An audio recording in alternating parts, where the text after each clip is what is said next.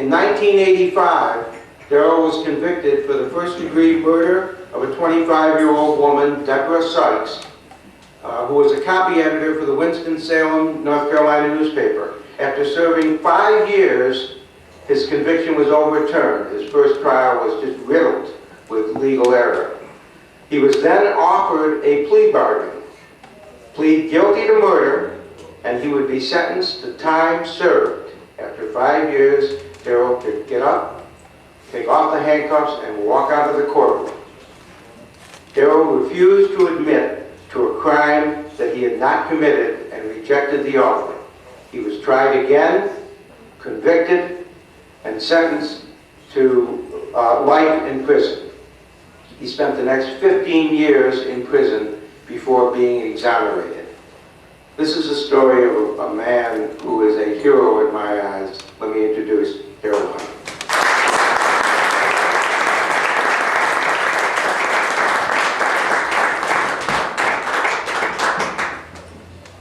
Good afternoon. It's a pleasure and an honor to be here this evening, and especially to be around Steve and Roy, who has really, I understand the struggles that you're going through, and it's a blessing that so many people can be here and really understand how this problem that we have. There's so many, there's 234 exonerees in this country, and there are lots more innocent men and women that are still in prison. And the things that drive us and drive me is to make sure that what happened to myself, to Roy, to Steve, to Kurt, don't happen to someone else. And that's what keeps us going. And I know when I was released in 2003, Christmas Eve of 2003, the one thing I wanted to do was be able to give back and to help others. And so I started the Darryl Project for Freedom and Justice, where we help work with other innocence cases around the country, trying to help free them. And we also do reentry work, which is so critical to both exonerees and people coming out of prison, period. Helping them get established. You know, what started, before the Darryl Project started, I have to tell you the story. I went to apply for a job, and it was a job in reentry. And I went in, filled out the application, we talked, and I had all the expertise, but I was missing one thing. They said I was missing 19 years on my resume. And I could see if I was from another state coming in and applying for the job, but this was my home state. Everybody in Winston-Salem, North Carolina knew what had happened to me. And I was denied that job. And that made me realize that if people knew that I was falsely accused and in prison for 19 years, and I couldn't get a job, then just imagine how many other people who were less fortunate than myself could not get a job. So the project started from that point on, and I poured all my time and energy into building the project to help other people. Everybody wants a second chance. Everybody deserves a second chance. And one of the things that kept me going in prison, that kept me alive, was the understanding of forgiveness. I hold no grudge or bitterness against anyone that had anything to do with me being in prison. I don't forget it, but the one thing I understand is that in order for me to ask God to help me or to forgive me for anything, I first must be willing to forgive others for what they do to me, or else I don't have the right to go to God and ask God to help me or forgive me. And in that same sense is what we strive at the project to help to make sure that each person understands that the responsibility of self, that you have to be willing to forgive and move on. Because regardless of what happened to me, Steve, Roy, Kurt, we all had a big treat on us. And then it was lifted. And I say by the grace of God, it was lifted. And now we're free. So to carry a burden of hatred or bitterness would only put that tree back on our back. So that's why we are so forgiving. Because we really understand and we really want to give and we really want to help others. Because we know what it feels like to be in hell. Literally. Prison is just that bad. And when you're innocent, it's 10 times worse. Because you cannot justify being in prison. And to come out and to be able to live. And a lot of people say, well, you're free. You should be the happiest person in the world. But nobody knows the nightmares that we still suffer from prison, the psychological effect of prison. Nobody knows that every night I wake up at 3 o'clock in the morning, sit on the side of the bed because I have to use the restroom, but I'm waiting on the officer to tell me that I can go use the restroom. Nobody talks about that. Nobody helps us with the psychological effects of what prison has done to us. And that's why what I do at the project, we try to work and talk with each other so we can work out these problems. And we try to educate more people about what we go through as exonerees. And I'm sure when Kurt speaks, we'll talk more about it. But I just wanted to give you an idea of some of the things. When you see Steve and you see Roy, just understand that there's a whole lot that's going on inside of us that we don't talk about, that we can't talk about. But help us. If you really, truly want to help us figure this out so we can make sure that this don't happen to someone else. And this is the most important part of our life. So with that, I'm going to close with speaking about the project. You're going to pass out. We're going to pass out some leaflets on the Darryl project, Freedom and Justice. But I want to thank you for inviting me to come here, and I hope I was able to say something to help you in your fight, because I believe that everyone is here because they believe in innocence, and they believe in doing the right thing. And in doing the right thing, I hope you continue to go out and fight for someone else that's in prison or on their way to prison for a crime that they didn't commit. And stand up for it. Thank you.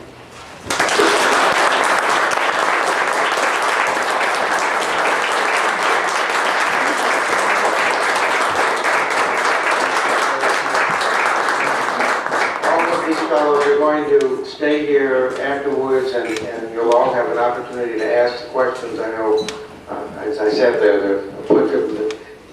occurred to me at the time. I'm going to introduce next Mark Rabil. Darryl didn't fight this battle alone. Darryl struggled for 20 years, and he was as lucky as any prisoner could be to have as his counsel, as his attorney, Mark Rabil. Mark took this case as a younger lawyer who had never tried a capital, or had never tried a murder case. This was his first murder case. Mark has been with this case, and you see this if you watch the movie, has been with this case for 20 years. He stuck with Darryl. He was Darryl's inspiration from outside the walls of prison, and he ultimately won Darryl's freedom 20 years later. Mark Rabil.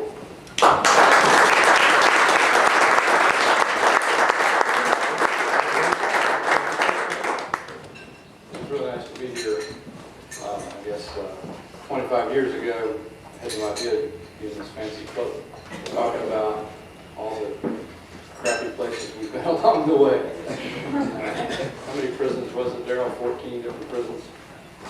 It's quite an honor to be here, especially with Kirk, who I think of as the godfather of exonerees because he's been out so long.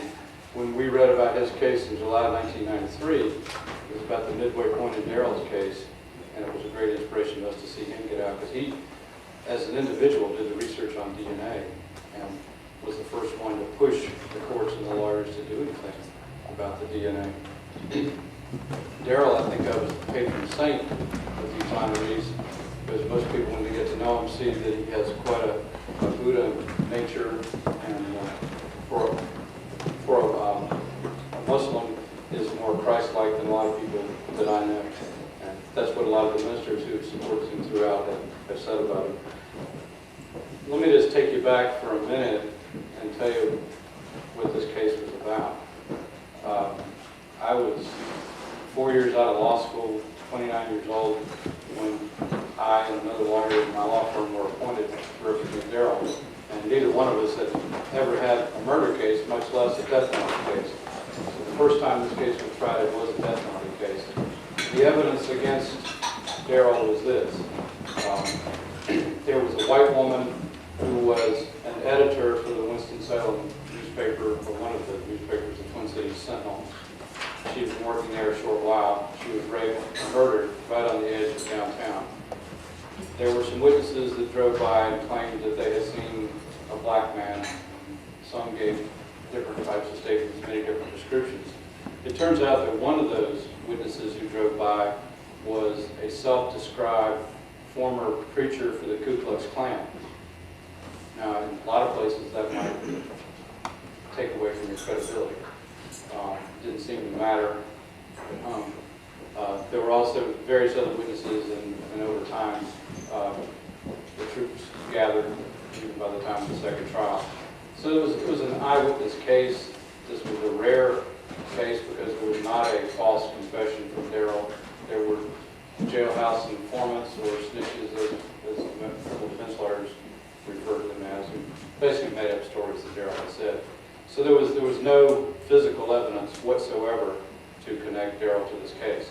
In fact, there was blood grouping testing done in 1984 that showed that the semen from the rape kit was type O, that testing showed Darryl was type B, and the other guy they thought was with him was type A. And they were secretors, so those of you who do this stuff know that you can tell the blood type from the evidence. So that should have been exculpatory right there. In fact, there was another case at the same period of time with a white guy where he got his case dismissed based on exactly those facts. So the fact, not only was there no physical evidence, the physical evidence contradicted the case from the very beginning. So we went into the trial. The jury was death qualified after 3 weeks of trial. The jury found Darryl guilty after 18 hours, and it was strangely, the white was an all-white jury except for one black guy on the jury. It was the white jury foreman who held the jury out for so long because he thought Darryl was innocent. So he compromised and said, well, I'll go for guilty on first-degree murder if everybody agrees that he'll get life. So that's how the first trial ended. And we got a new trial after several years of working on it. And it wasn't just me. I was there all throughout, but along the way we had some of the best lawyers in the state. Darryl had a great support system. We had City Councilman Larry Little, who was there from the very beginning, and in my opinion saved Darryl's life by his presence and by the attention brought publicly. So we got to the second trial, It was unfortunately moved by the judge to an all-white county so that of 100 jurors brought into the courtroom for jury duty, one was brown, not African American, but Hispanic. So 0 African Americans brought into the courtroom. Fortunately, since Darryl had gotten life the first time around, it was not going to be a death penalty trial. But let me assure you that at the second trial, with more witnesses now on board, it would have been a death penalty based on the emotional argument. And if you see the DVD, you can actually see actual footage from that, because both of Darryl's trials were televised. You get video from that. Eventually, in 1993, the Supreme Court ordered hearings in the case. We found out that the state knew that in 1989, PCR DNA testing was possible. But if they did it, they didn't tell us about it. But we know that they had documents. We know that they knew exactly which lab could do it, but they didn't do it. At least we haven't found that they did, although some of the thousands of pages revealed later on tend to show a trail to a lab where they probably did some PCR DNA testing but didn't disclose it. So we read about Kirk's case. We made a motion for PCR testing. The state fought it, claiming that DNA testing was not an acceptable science, that it was just purely speculative. So the state resisted the DNA testing. The judge ordered it anyway. Eventually, the DNA testing showed that it was not Darryl. It was not the co-defendant who was never tried. It was not the main witness against Darryl, who we thought was the guilty party. So even defense lawyers can have tunnel vision about these things. Our main suspect was also exonerated, strangely enough. Although I still think he probably had something to do with it, because by God, that's what I was dedicated to. Even though DNA finally showed it was another guy. So you would think in 1994, by this time, that we would have been successful. In fact, I was overconfident until the night before, when I started feeling like the judge was going to rule against us for some unknown reason. He said that Darryl does not get a new trial because ejaculation is not required for rape under the law of North Carolina. And he could have been there, he could have been the lookout. We appealed that, we lost. We went to federal court.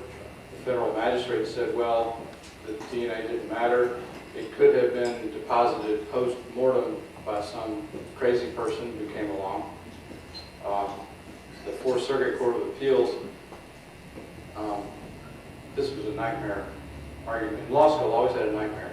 So I was going to go to the Fourth Circuit of the Supreme Court, and they were going to ask me a question that I didn't know the answer to. And so, but I didn't expect that they would ask me a question that showed that they didn't know the question. And the question I got from Judge Ludig in the Fourth Circuit was, Mr. Rabil, how can you possibly argue that Mr. Hunt is innocent when there's all this physical evidence to show that he's guilty? And I just had to take a deep breath and think, what is he talking about? Am I in the right courtroom? I looked around and realized that my co-counsel was there, and that 100 African American students from Winston-Salem State University who were there with Larry Little were there to watch this argument. So I assured myself that this was not a psychotic delusion on my part. So I took a deep breath and defined physical evidence for Judge Ludig, almost on the Supreme Court, as physical things.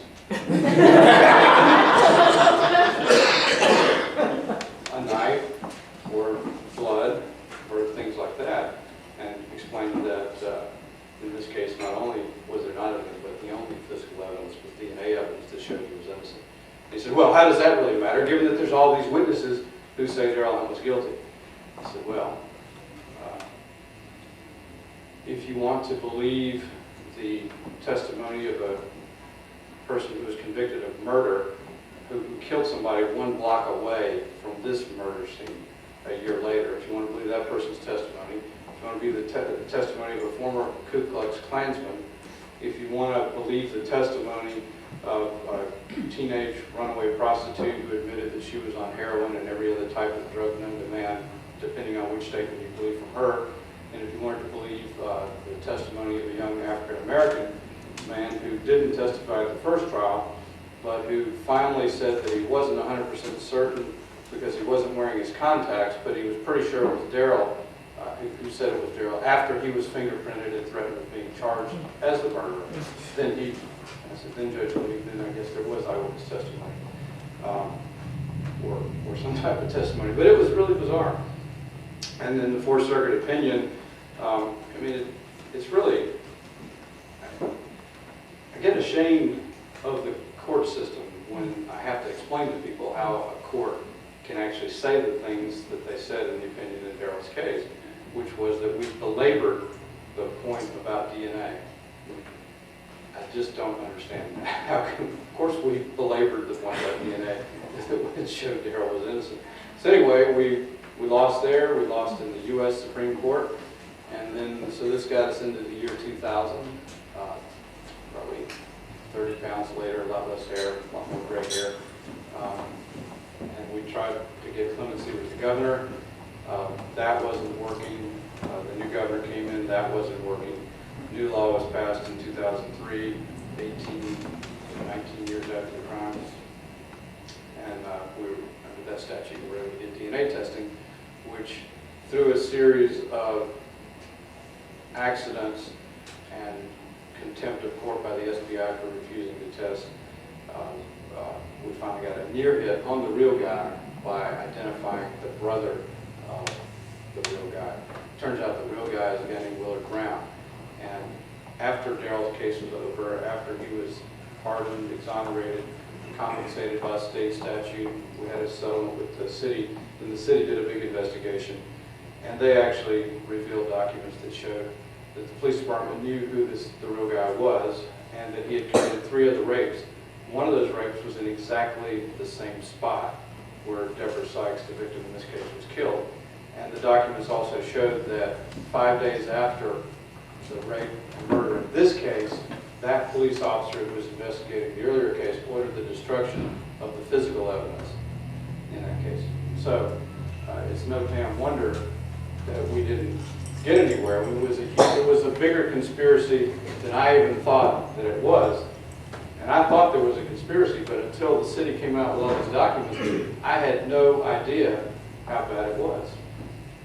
So that's the background of the case. You know, I could go on forever. I just want to make one point, and that is the role of the criminal defense lawyer. We get a lot of flack for what we do, but we really are there on the cusp of it all. We stand in defense of liberty, believe it or not. I mean, I know that's not a popular thing to say, but that's where we are. But even what I see with us is we have a problem too. We have just as big a problem with tunnel vision as the prosecutors and as the investigators, because we start out assuming that our clients are guilty.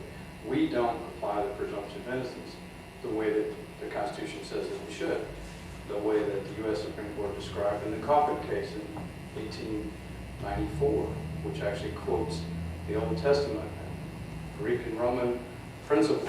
We don't pay attention to that.